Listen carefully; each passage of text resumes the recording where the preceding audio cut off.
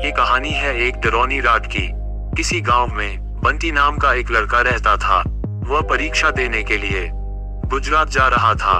ठंडी का दिन था, चारों तरफ से कोहरा छाया हुआ था। आमने सामने भी कोई नहीं दिख रहा था। पूरे 15 घंटे के बाद वह गुजरात पहुंच गया था। परीक्षा अगले दिन थी, इसलिए वह एक होटल में रहने के लिए सोचा। रात हो गई थी और कहीं भी उसे उसके बजट में सस्ता होटल मिल नहीं रहा था। काफी ढूंढने के बाद उसे एक सस्ता होटल मिला। वह उस होटल में एक कमरा बुक करवाया और जब वह कमरे में गया तो देखा कि कमरे के चारों तरफ जाले लगे हुए थे। ऐसा लग रहा था कि यह कमरा काफी सालों से बंद पड़ा था और कमरे के अंदर का माहौल एकदम डरावना और सुनसान लग रहा था। लेकिन उसने ये सब नजरअंदाज कर दिया और होटल से खाना मंगवाया और खा पी कर सोने चल दिया। जब वह सो रहा था तो लगभग रात के 1 बजे के करीब उसे किसी के पायल की घुंघरू की आवाज सुनाई दी।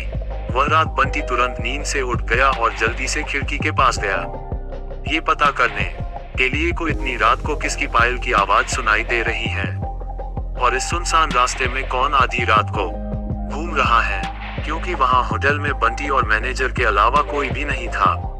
तो ये फिर किस औरत की पायल की आवाज सुनाई दे रही है। बंटी खिड़की पर काफी देर तक खड़ा रहा, लेकिन उसे कोई भी नहीं दिखाई दिया।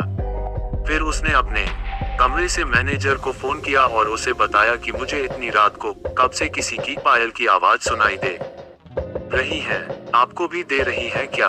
मैनेजर ने कहा कि सर ऐसी कोई बात नहीं है, आपको हवा से ऐसा लग रहा होगा। वैसे भी ये जंगली इलाका है, यहाँ पर तो हल्की हवा भी तूफान के जैसी लगती है। आप सो जाइए, ऐसी कोई बात नहीं है। बंटी मैनेजर की बात पर भरोसा करके फिर से सोने चला गया। कुछ देर बाद उसे दोबारा वही पायल की आवाज पहले से भी ज्यादा तेज सुनाई देने लगी। इस बार उसने अपने कमरे का दरवाजा खोला और सीधा होटल के बाहर देखने के लिए चला गया। जब वह बाहर आया तो देखा कि एक काफी लंबी औरत है जो सफेद साड़ी पहनी हुई थी। उसके काफी लंबे बाल थे और चेहरा ढका हुआ था। वह अपने हाथ में एक नारियल लेकर के होटल के चारों तरफ चक्कर लगा रही थी। ऐसा लग रहा था कि मानो अपने पायल की आवाज से किसी को बुला रही है। बंटी दौड़कर उसके पास गया कि कौन है ये औरत जो इतनी रात को यहाँ घूम रही है, लेकिन वह तुरंत ही गायब हो गई और चारों तरफ कोहरा ही कोहरा फैल गया। बंटी भी थोड़ा घबरा गया, क्योंकि जिस औरत को वह सामने से देखा था अब वो नहीं दिख रही थी। बंटी अपने होटल में वापस जाना चाहा, लेकिन फिर उसे दोबारा पायल की आवाज सुनाई देने लगी। बंटी अब उसे ढूंढते हुए जंगल की ओर जाने लगा। चलते चलते वह अपने होटल से इतनी दूर आ गया उसे पता ही नहीं चला। फिर उसने उस घने जंगल में कुछ ऐसा देखा कि उसका दिल दहल गया। उसने देखा कि उस औरत ने एक पीपल के पेड़ के नीचे 5-6 लाश रखी थी और बारी बारी से एक एक को नोच नोच कर खा रही थी। उसका मुंह खून से लथपथ था और चेहरा भी एकदम डरावना था। बंटी जब ये सब देखा तो उसके पांव तले जमीन खिसक गई। ये सब नजारा देख हटे कि उसे डर के साथ साथ रोना भी आने लगा कि वह चुड़ैल अब मुझे भी मार देगी, क्योंकि अपने पायल के आवाज से यहाँ तक तो मुझे लेकर आई है। लेकिन उसने हिम्मत से काम लिया और हनुमान चालीसा पढ़ते पढ़ते धीरे से वहां से भाग गया ताकि भूत उसे देख ना ले। लेकिन भूत तो भूत होते हैं।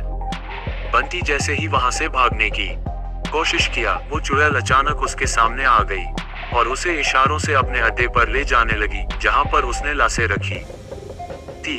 बंटी हनुमान जी जाप करके इतनी तेजी से वहां से भागा कि मानो जैसे उसके अंदर किसी की शक्ति आ गई हो। भागते भागते सीधा वह अपने होटल वापस आ गया। वहां थोड़ी देर रुका तो उसे एक आदमी दिखाई दिया। उसे देखकर ऐसा लग रहा था कि ये अच्छा आदमी है। वह बंटी के पास आकर बोला, अरे भाई क्या हुआ, तुम्हें इतना डरे हुए क्यों हो? बंटी ने सारा किस्सा उस आदमी को सुनाया तो उसने बताया कि भाई तुम बहुत किस्मत वाले हो कि आज तुम बच गए।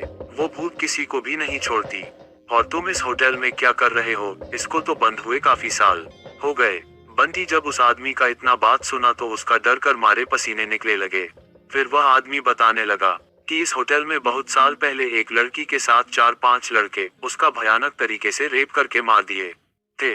लड़की तो मर गई लेकिन किसी को भी नहीं छोड़ी और जो भी रात के समय में इस रास्ते से गुजरता है सबको अपने कब्जे में कर लेती हैं और मार देती हैं। और कुछ दिन बाद इस होटल पर पुलिस का छापा पड़ा, तब से ये होटल बंद है। बंटी जब उस आदमी की पूरी बातें सुना तो वह बहुत जोर जोर से रोने लगा, ये सोचकर कि आज मैं मर जाता। फिर वो आदमी बंटी को चुप कराया और बोला, चलो आज रात तुम मेरे घर रह लो, मेरा घर पास में ही है, डरो मत, अब मैं आ गया हूँ ना। बंटी उस आदमी को धन्यवाद किया और उसके साथ उसके घर चला गया और अपने आप से एक वादा किया कि आज के बाद वह भूलकर भी कभी अनजान जगह पर नहीं